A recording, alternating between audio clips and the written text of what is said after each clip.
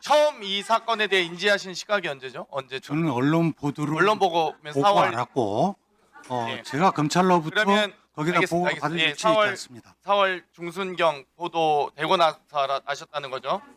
예, 4월 23일 JTBC 보도 보고 아셨다는 거죠?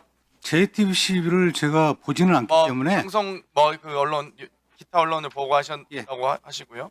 그럼 이와 관련돼서 작년 12월과 올해 1월에 박치활 남부지검 사무국장 또는 박광수 사건과장과 통화하신 적 있습니까? 이 사건과 관련돼서 혹은 작년 12월 올해 1월에 박치활 남부지검 사무국장 또는 박광수 사건과장과 통화한 적 있습니까? 그냥 단순 통화라도 통화라고 할지라도 박광수 과장인가 국장인가는 제가 모르는 모르는 사람이고요. 분이고, 네, 박치활 박치활 국장 같은 경우에는 대검에서 같이 근무하셨던 분이죠. 아니요 대검뿐만 아니라 한 오랫동안 20년을 같이 근무했기 때문에 그래서 자주 12월과 통화합니다. 1월 중에 본인 핸드폰 기록 중에 있으신가요? 박치활 국장과 통화. 그거는 모르겠습니다만 종종 알겠습니다. 통화를 합니다. 예, 알겠습니다. 확인하시면 알겠습니다. 들어가셔도 좋고요. 박광수 과장님 나와주세요. 앞으로. 박광수 과장님은 근무하신 지 몇 년 입사하셨죠?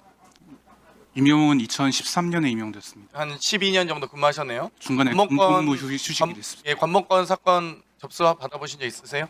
없습니다. 처음 관목권 한 번도 없죠? 한 번도 못 봤습니다. 12년을 근무하신 검찰 수사관이 관목권 본 적이 없습니다.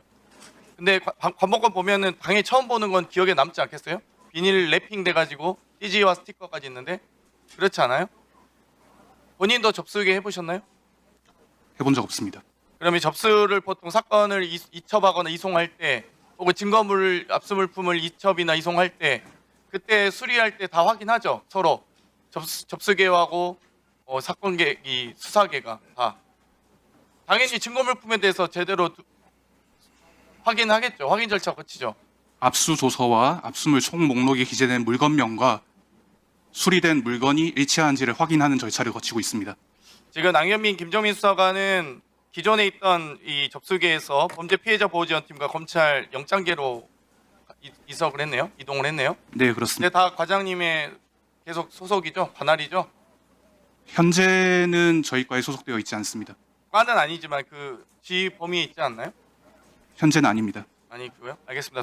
들어가셔도 좋습니다. 최선영 증인에게 질문은 네. 있습니다.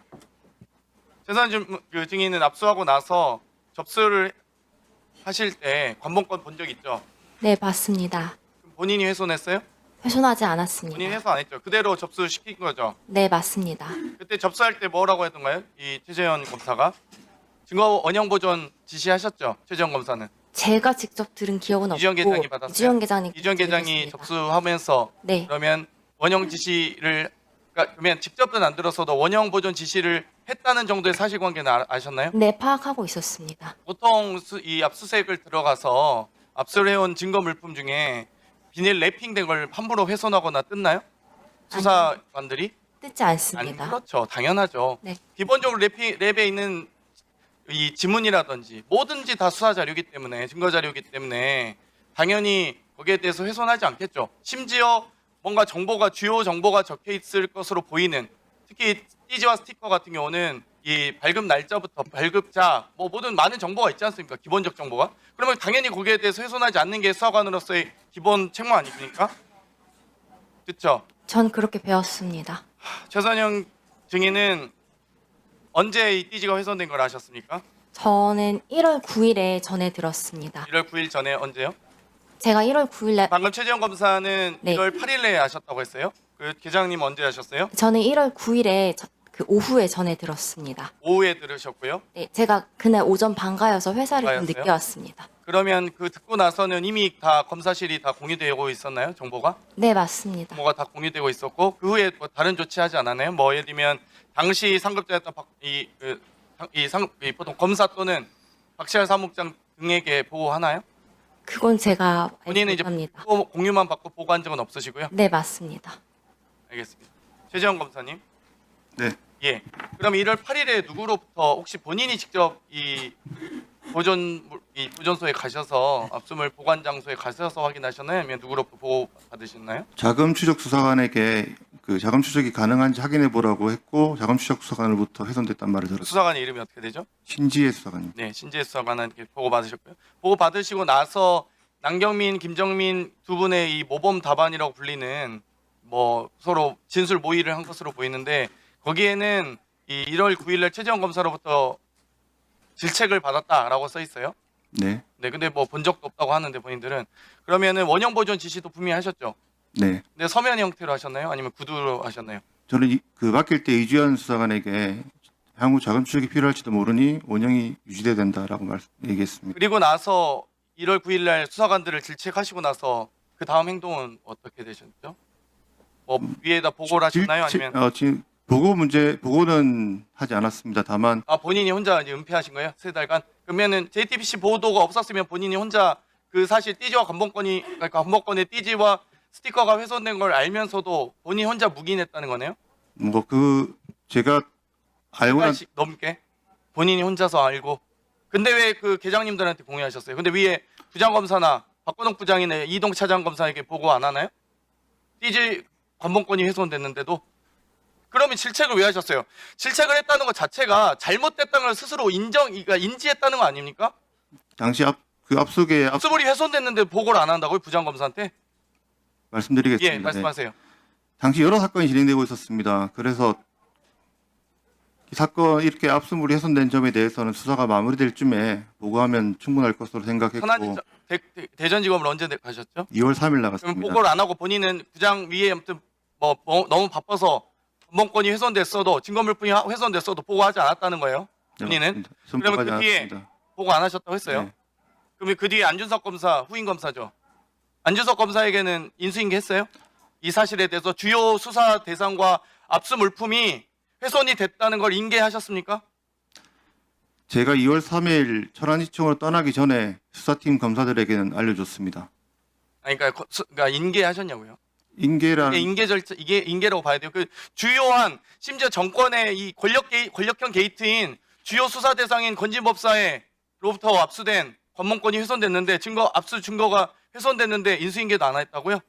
그럼 본인이 지금 이 2월 3일 범죄의 혐의에 가담했네요. 보니까 위에 부장한테 주요 증거 물품이 훼손됐는데도 보고도 안 하고 인수인계도 안 했다는 거 아니에요?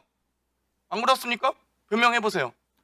이 사건이 범죄가 일단 아닙니다. 그렇기 때문에 그러면 1억 6,500 다 돌려줘야 되겠네요. 건진법사 소유물이네요, 그냥. 뇌물도 아니고 뭐 아무 그냥 문제가 없는 돈이에요. 1억 6,500은 압수를 왜 해오셨어요? 현장에서 봤을 때 2022년 돈이긴 한데 2018년 정치자금법 위반에 관련해서 정황 증거로 보았고 아까 말씀드린 바와 같이 추징 보존이 필요했기 때문에 가져왔습니다. 추징 보존 목적으로 네, 가지고 오셨다고요? 2018년에 대한 정황 증거로서 가치가 있었고 추징 보존도 필요했기 때문에 가져왔습니다. 그러면 이제 다 돌려줘야겠네요. 1억 6,500? 1억 6천 정도? 추징 건진법사 아니 건진법사가 관본권을 갖고 있는데 그게 이 주요 혐의 대상이라고 생각 안 하셨어요? 개인이 관본권을 갖고 있는데 자금 추적은 필요하다 생각했습니다. 그렇죠. 그러면 지문 그 검색은 안 하셨어요? 지문 채취 안 하셨어요? 왜? 수사 의지가 있으셨던 예, 거예요? 수사 의지는 충분히 있었습니다. 그게 앞에 왔는데 왜 그걸 그러면 그게 그냥 단순 보존용으로 하셨단 말씀이세요? 말씀드린 바와 같이 2018년 범죄 사실을 이거 안 맞잖아요. 그러니까 지금 1월 9일날 질책했다고 했잖아요. 그게 뭐가 잘못돼서 질책을 한 겁니까? 수사관들은 잘했구만. 증거 압수 물품에 대해서 보존 목적이면 돈 액수만 확인하면 되지.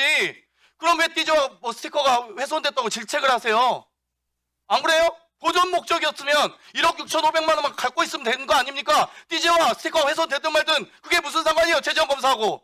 왜 질책을 하셨냐는 거예요. 그게 핵심 아닙니까? 이 사건에. 그리고 문제가 있었음에도 불구하고 부장한테 보고도 안 하고 후임 검사한테 인수인계도 안 하고 다 그럼 본인이 그 증거인멸하고 다 이거 증거 은폐하고 그런 거 아니에요. 본인이 주범이고만요. 그러면 수사관들 왜 질책이냐고요. 설명해 보세요. 2018년 범죄 사실을 압수했습니다. 바로 자금 추적은 불가능한 상황이었고 2022년 정치자금법 위반 범죄 사실이 확인된 것은 2024년 12월 말 그리고 1월 초쯤입니다. 그때 2022년 전성배 정치자금법 위반을 인지하였고 그에 따라 이제는 자금 추적이 필요하다고 생각돼서 자금 추적 수사관에게 압수물을 확인토록 했습니다. 자금 추적했는데 압수물을 확인한 일반 이후에 분이 아니잖아요. 압수 물품 중에 절차가 필요- 아시죠? 자, 1분만 더 주십시오. 네. 마이크 넣어드리겠습니다. 증거 물품 중에 비닐 랩핑된 관목권이 있었고요. 한 묶음이. 네, 그렇죠?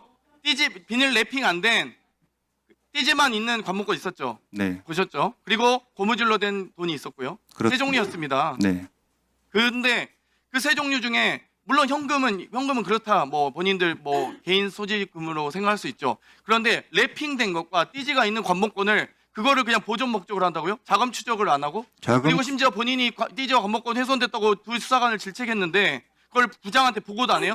본인 조회 평판을 들어보니 보고 왕이라는 거예요. 부장한테 보고 안 할 사람이 아니다는 거예요. 왜 본인이 혼자 그럼 그 위험한 이미 이 사건이 분명히 간단한 수사가 대상이 아니라는 걸 알면서 본인이 3달 넘게 묵인하셨다고요? 관목권과 띠지 이렇게 훼손이 됐는데 앞뒤가 안 맞잖아요. 후임 검사 때도 인계도 안 하고 그러면 후임 검사는 4월 25일에 있어야 알아가지고 지금 부장한테 보고했다는 거 아니에요?